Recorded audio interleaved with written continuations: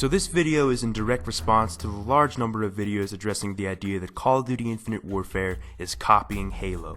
And yes, while I personally agree on some level with what some of these videos have to say, I still get irritated by the fact that a YouTuber can say that COD copies Halo, then completely ignore the fact that Halo was also found guilty in doing the same thing. In truth, the Halo franchise has been copying the Call of Duty franchise since the release of Halo 4. Not only this, but the entities that Halo copies from Call of Duty are worse, considering the things copied impact not only aesthetics, but also gameplay mechanics. So let's get right into it. I think the most obvious thing that Halo copies from Call of Duty would be the enhanced mobility mechanics, right? I mean, Halo was always about moving at a slow movement speed with a strict emphasis on positioning and map control. The Halo franchise never had things like sprint, slide, ADS, thrust, and clamber built into its design, which are all things influenced by the enhanced mobility craze found from games like Call of Duty and even Titanfall. Regarding the sprint mechanic, notice how it was once an ability in Reach, and then changed to a permanent mechanic in Halo 4 and 5 in an attempt to be more like its Call of Duty counterpart. ADS in itself is ripped straight from many shooters, a mechanic that Halo has never had before, while slide is just another gimmicky mechanic that Call of Duty Ghosts and Advanced Warfare introduced to the industry. Although appearing in Halo Reach, the thrust in Halo 5 easily mimics that of Advanced Warfare, allowing players to boost in a first-person perspective, left or right. Then there's the matter of custom classes, or as Halo calls it, loadouts, a feature popularized by Call of Duty's multiplayer platform which saw its way into Halo 4. Traditional Halo never utilized custom classes because it was always about starting out with equal starts, giving players the unique opportunity to gain power weapon positions on the map. This concept, of course, was shattered with Halo 4's created class loadout system that allowed players to pick their primary, secondary weapons, grenades, perks, and other abilities that randomized the gameplay in its entirety. In fact, the created class system was so much alike that you could even rename a class to your desired title, just like in Call of Duty. Perks are also another gameplay modifier that Halo steals straight from Call of Duty, and the similarities here are quite insane. So insane that there are actually perks in Halo 4 that do the exact same thing that perks do in numerous Call of Duty titles. For instance, the Firepower perk in Halo 4, allowing the player to carry 2 primary weapons in their loadout. Doesn't that look oddly familiar to the Overkill perk already found in COD 4? The Stealth perk in Halo 4, dampening the footsteps of the player, clearly imitating the Dead Silence and Ninja perks already implemented in the COD 4 and Modern Warfare 2. What about the Mobility perk in Halo 4, allowing the player to achieve unlimited sprint, copying the Marathon perk already found in Modern Warfare 2, which also grants the player unlimited sprint.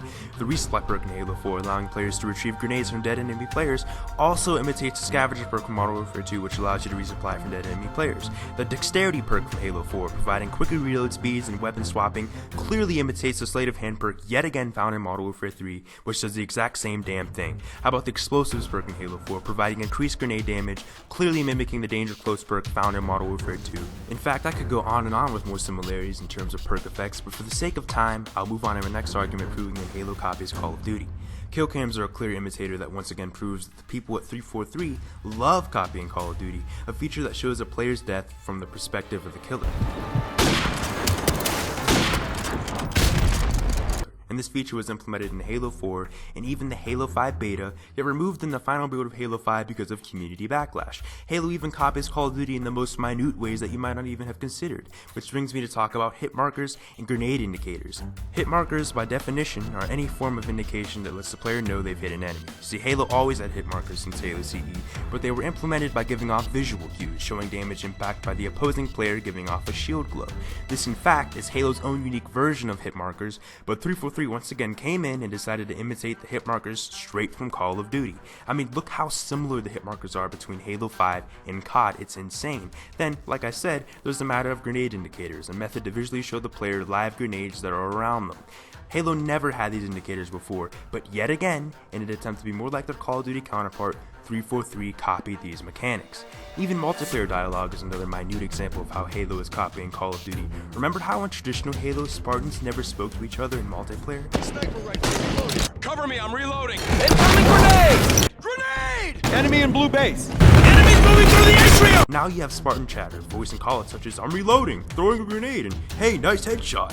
In addition to this, you also have Spartans voicing dialogue such as, "Enemy on the red rampart," a feature first established by Call of Duty Ghosts, allowing chatter to give out unique callouts that tailor to specific map positions, and of course Halo 5 copies that exact same concept from Call of Duty. Surely by now you should be convinced that Halo has been copying Call of Duty, and even more so in worse ways than Call of Duty ever has. But for those of you who stubbornly refuse to concur with my argument, allow me to once again continue to rip this to shreds. Killstreaks are yet again another imitator that 343 implemented into Halo 4's design. Halo 4 features a reward drop-like system called Ordnance, allowing players to earn points in order to receive a random item drop. This in turn acts just like Killstreaks on Call of Duty for the simple fact that rewards can be granted by earning a specific amount of points, even if the reward drops are significantly different. And of course we all know that COD 4 started this trend of reward drops, offering streaks like the UAV, the Harrier Strike, and even the attack helicopter. Halo 5 also copies Call of Duty in the field of microtransactions, believe it or not. The fact of the matter is that REQ packs and the concept aren't unique, considering Destiny Advanced Warfare kicked off this trend on console platforms in 2014 with its supply drops. In Advanced Warfare, players can earn or purchase supply drops that offer rewards such as character gear, reinforcements, and even weapon loots, and literally, Halo 5's REQ system does the same exact thing, allowing you to unlock armor customization, different weapon variants, and other bullshit. See, traditional Halo gave unlockable items a specific meaning.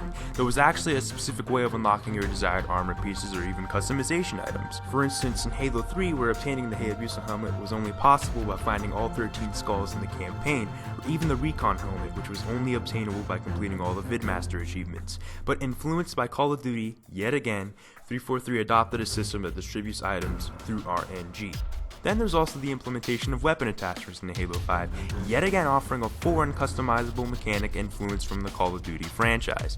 Made only available in the Warzone game type, weapon attachments range from the energy bayonet, kinetic bolt, laser targeter, long barrel, and of course the silencer. Most notably, weapon attachments such as the long barrel, silencer, and laser targeter are clearly Call of Duty influenced attachments that go as far as to working the same way, being they are merely the same thing. For instance, a long barrel attachment increases the range of your primary weapon in Halo 5, which is exactly what the attachment does in Black Ops 2. Stabilization Jet mimics the foregrip attachment found in Call of Duty, offering reduced recoil and increased accuracy. Even the silencer in Halo 5 reduces muzzle flash, makes you disappear from the radar, and reduces the recoil of your weapon, just like in every other Call of Duty title. In addition to this, certain variants of weapons also include recon sights on weapons, which are totally ripping into the COD territory. What makes this even worse was that traditional Halo never implemented weapon attachments or any of this other bullshit, so who exactly is 343 gaining these influences from? You can't just say they got these ideas from the original Halo trilogy, because none of this crap existed in the original Halo trilogy. They are obviously looking at other shooters in the market, specifically Call of Duty, and using them as influences for certain components of their Halo games. Finally, Halo's campaign shares a personality trait with that of the Call of Duty franchise, and that is QuickTime events, which is described as a method of context-sensitive gameplay in which the player performs actions on the control device shortly after the appearance of an on-screen instruction/prompt, allowing for limited control of the character during cutscenes or cinematic sequences. And surely you have seen this before, where, on the last mission of Modern Warfare 2, and you're trying to pull out that knife out of your stomach.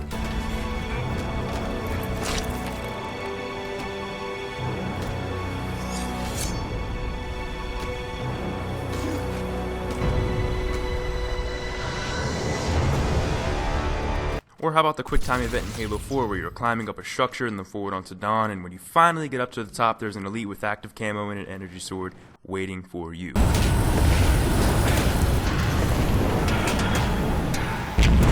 Chief, watch out!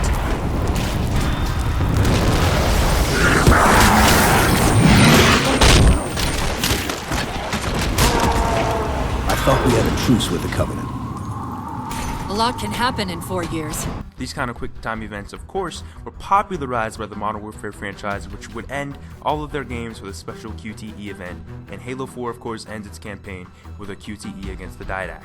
QTE events were copied from Call of Duty and added to Halo to give off a more cinematic action-packed experience that Halo never really needed in the first place. So in total, this video provides just 10 out of the many ways in which the Halo franchise copies from the Call of Duty franchise, these 10 being enhanced mobility mechanics, custom classes, perks, kill cams, hit markers / grenade markers, multiplayer dialogue, kill streaks, microtransactions, weapon attachments, and quick time events. Now let's compare all these copy mechanics from Call of Duty with this popular image that has flooded the internet with much attention.